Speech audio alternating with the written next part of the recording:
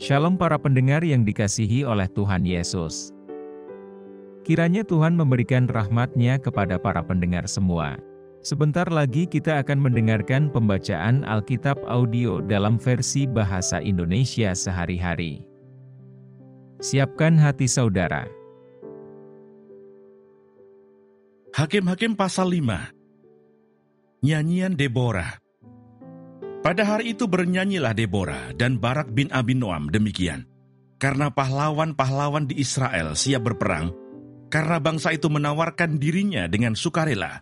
Pujilah Tuhan. Dengarlah ya raja-raja, pasanglah telingamu ya pemuka-pemuka. Kalau aku mau bernyanyi bagi Tuhan, bermazmur bagi Tuhan Allah Israel. Tuhan, ketika Engkau bergerak dari Seir, ketika Engkau melangkah maju dari daerah Edom, berguncanglah bumi, tirislah juga langit, juga awan tiris airnya. Gunung-gunung, yakni Sinai, bergoyang di hadapan Tuhan Allah Israel.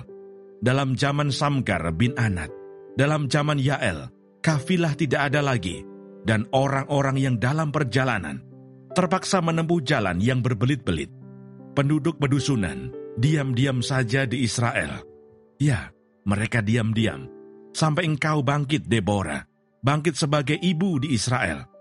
Ketika orang memilih Allah baru, maka terjadilah perang di pintu gerbang. Sesungguhnya, perisai ataupun tombak tidak terlihat di antara 40.000 orang di Israel. Hatiku tertuju kepada para panglima Israel, kepada mereka yang menawarkan dirinya dengan sukarela di antara bangsa itu. Pujilah Tuhan. Kamu yang menunggang keledai betina putih, kamu yang duduk di atas permadani, kamu yang berjalan di jalan, ceritakanlah hal itu. Di tempat-tempat penimbaan air, menurut suara orang-orang yang berdendang, di sanalah orang menyanyikan perbuatan Tuhan yang adil. Perbuatannya yang adil terhadap orang-orangnya di pedusunan di Israel. Pada waktu itu turunlah umat Tuhan ke pintu gerbang. Bangunlah, bangunlah Deborah. Bangunlah, bangunlah. Nyanyikanlah suatu nyanyian. Bangkitlah Barak, dan giringlah tawananmu, hai anak Abinoam. Lalu turunlah para bangsawan yang terluput. Umat Tuhan turun baginya sebagai pahlawan. Dari suku Efraim, mereka datang ke lembah, mengikuti engkau, ya suku Benyamin, dengan laskarmu. Dari suku Mahir, turunlah para panglima. Dan dari suku Zebulon, orang-orang pembawa tongkat pengerah. Juga para pemimpin suku Isakar menyertai Deborah. Dan seperti Isakar, demikianlah Naftali menyertai Barak. Mereka menyusul dia dan menyerbu masuk lembah. Tetapi pihak pasukan-pasukan suku Ruben, ada banyak pertimbangan. Mengapa engkau tinggal duduk di antara kandang-kandang, sambil mendengarkan seruling pemanggil kawanan? Di pihak pasukan-pasukan suku Ruben, ada banyak pertimbangan. Orang Gilead tinggal diam di seberang sungai Yordan, dan suku Dan, mengapa mereka tinggal dekat kapal-kapal?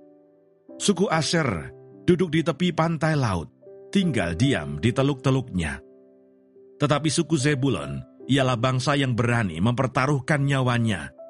Demikian juga suku Naftali di tempat-tempat tinggi di padang. Raja-raja datang dan berperang. Pada waktu itu raja-raja Kanaan berperang dekat Ta'anah, pada mata air di Megido. Tetapi perak sebagai rampasan tidak diperoleh mereka.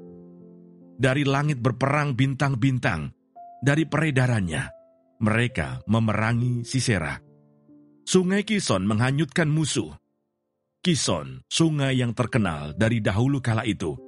Majulah sekuat tenaga, hai jiwaku.